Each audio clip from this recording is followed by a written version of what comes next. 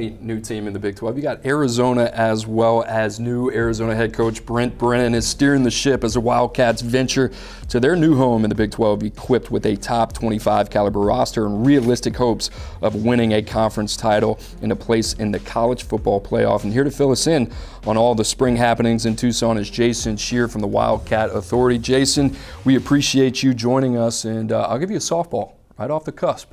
Your first impressions of the new head coach there in Arizona? Yeah, it's all been positive. A really nice guy, and I don't know how he can coach. That remains to be seen. But really good dude, and the players seem to like him quite a bit. Very organized, very involved with the players. I think the one thing that really stands out is, and his passing game coordinator Matt Atkins said it the other day. They're looking to break barriers. Like, they want to get to know them as people. They don't want it to be completely professional. And I think that's something that's really stood out early on. Corner Tacario Davis is in the transfer portal, but he's practicing with the team. What can you tell us about that unique situation? Yeah, it's a weird situation because he is running with the ones at corner. We talked to him last week, and he said basically he wanted to give the coaching staff a chance. And, he had the opportunity. He's good enough to go pretty much anywhere. He's probably Arizona's best defensive player, and if not, he's right there. He's had an awesome spring. We'll see. He's saying the right things.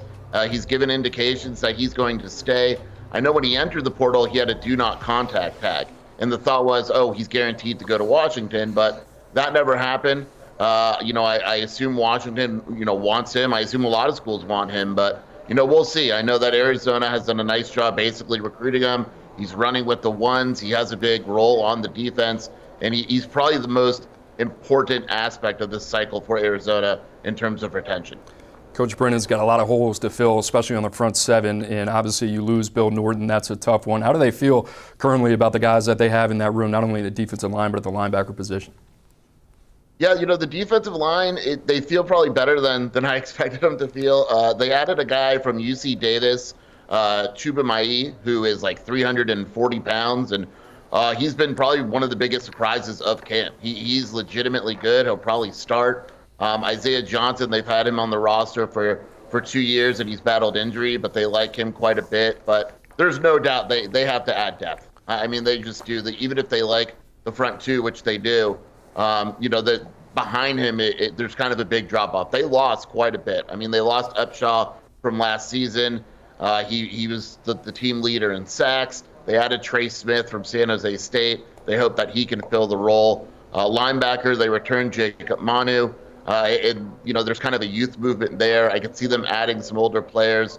This past weekend, they had New Mexico linebacker transfer Alec Marenko on campus. He knows Danny Gonzalez, who Arizona hired, and he's a guy that to probably watch out for. Arizona leads for him, but they need to add some veteran depth at linebacker because of the youth, and they need to just add some overall depth on the defensive line. Yeah, you mentioned the roster attrition. There's a lot of it, and Coach Brennan, he's got a lot of work to do. The offensive side of the football in good shape, especially at the quarterback and receiver position. But what are some other positions that Arizona could look to fill here in the spring?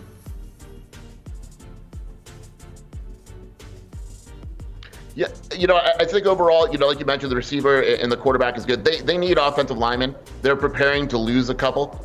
I don't necessarily know who they are yet, but you can just tell kind of who they're looking at the portal, that they're preparing to lose a couple offensive linemen. Wide receiver, I think if they can add a game breaker type, they obviously like T-Mac a lot. The second wide receiver and third wide receiver spots has been rotating quite a bit. I think if they can add someone like Justice Ross, for instance, I would expect Arizona to go after him. I believe they've already contacted him today. They want another guy to kind of take the load off T-Mac. They had Jacob Cowing last season. He was that guy. Now that he's going to the NFL, they kind of want to, they have some nice depth, but they don't necessarily have that second, possibly elite receiver, and that's something they want to add. Jason Scheer, man, we appreciate you stopping by. Thanks for having me. I appreciate it.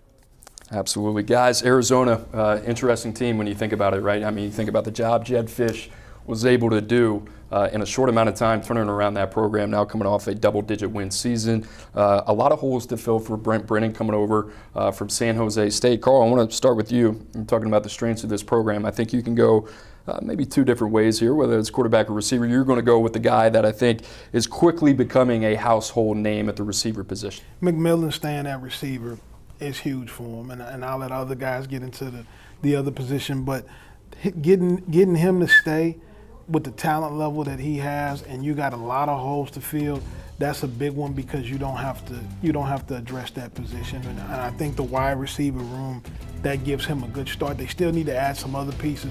They still need a couple more receivers in different spots. But keeping McMillan, I think, was huge for Arizona, Coach Marion. Drew, you successfully did it again. You swerved off the assignment, and I gave you a player to pick, and you just said, hey, I like premium players here. Tell us what you like about Arizona. Well, Cooper, you talked about Washington kind of having the last bite of the apple when it came to the coaching carousel, and that's really Arizona. This staff comes in after Jed Fish leaves. You know, the window had already closed. Guys haven't had to come in and out of the program. I think the biggest thing for Arizona right now, if we want to talk about their roster in 2024, is they have to hold on to these premium players. McMillan, T-Mac, love that nickname, right? I hope he watches the highlights of the original T-Mac. Noah Fatita, the quarterback. They got an offensive lineman that they expect to get drafted in. Jonah, I'm going to try this my best. Savina Aya. I was practicing that all day. The corner, Tacoria and Davis. They got to keep these guys on the roster. And they know, you talk to some people in the program there, other schools they're circling, right? They're working the back channels, and to me, they have premium playmakers. We can get into the rest of the roster, but when you look at it, they have the ability to win games. Vegas win total over under 7.5, 8.5. Schedule sets up to win in that new look Big 12, and if they want to, get some victories, they got to hold on to these guys. Smoke, tell us about this quarterback. Oh man, you guys have said it all, but here's, at the end of the day, this is what it is. When you have a quarterback, you have a chance to get good real fast, because we all know the hardest position to get is offensive line. The easiest position to get is receivers. If you have a quarterback, you have a ton of receivers that want to come play with you because that guy can throw the ball around the yard. And what receivers want, they want the ball and they want production. And when you have production in an open set like that where they're at, they can win 8 games like you said. But once you have the quarterback, everything kind of just falls in place. And those two, the quarterback and the receiver staying around, plus. Drew, I'm going to go back to you because it's a luxury to have you on set, especially when you've been covering it for as long as you have, and you see a guy like T-Mac at the receiver position, and a guy that we had just outside of the top 32, had a unique background, right? Was a two-way player at Servite High School there in the Trinity League in California. Also played volleyball, I believe, as well. He's got this long frame. Maybe some of the best ball skills I've seen over the last 3 to 4 years of any player coming out. If there was one knock on him that I feel even silly saying on air right now, it was maybe the long speed, what that kind of looks like. His ability to win at the catch point, maybe some of the best that we've seen in quite some time, kind of Rome Odunze-ish in terms of his vertical playmaking ability. In terms of where he is and his development right now, is it shocking to you at all? Are you surprised by his ability to kind of take over games at such a young point in his career? I think the memory of T-Mac that stands out to me before it was either his senior season or junior season. He's a kid from California. He comes down to South Florida, plays in one of those 7-on-7 tournaments, and I know it's shirts and shorts. But he gave those South Florida DBs, those kids that have been playing press man coverage since they were 8 years old, he gave them fits, right? And he was making those acrobatic grabs in the end zone.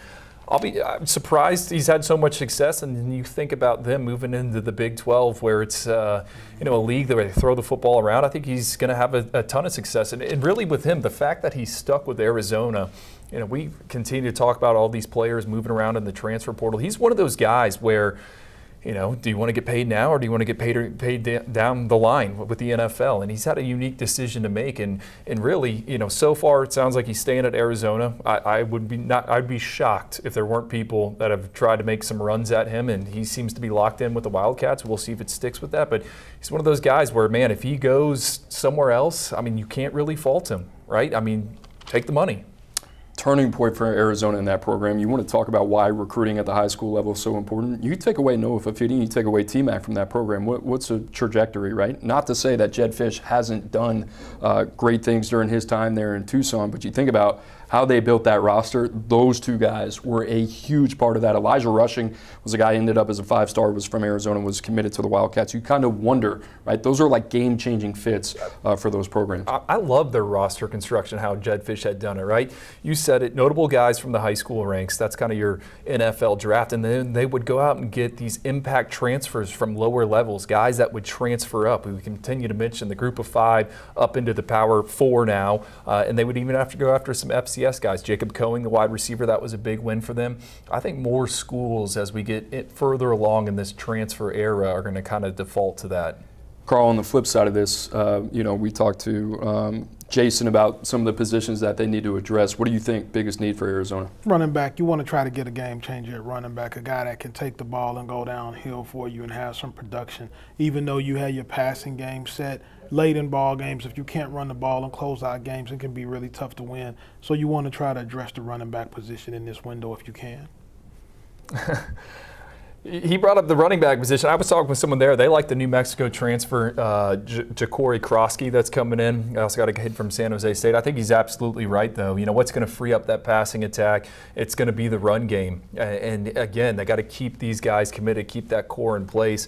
For me, the area, just bodies on the offense and defensive lines. When Jed Fish left for Washington, they took a lot of players, not only from the current roster, but that high school recruiting class. I think Arizona's in a position where they feel good about how they're recruiting right now. But this 2025 cycle is going to be very key for them in terms of balancing out that roster where it's not too top heavy with the seniors, and it starts with the heavy Chevys in the middle down there on the D-line. Smoke delicate balance right now in the secondary, right? We talked about Tacario Davis. You think about Ephesians Prysock. He's off to Washington as well. They had done a really good job evaluating some of these guys in that defensive backfield.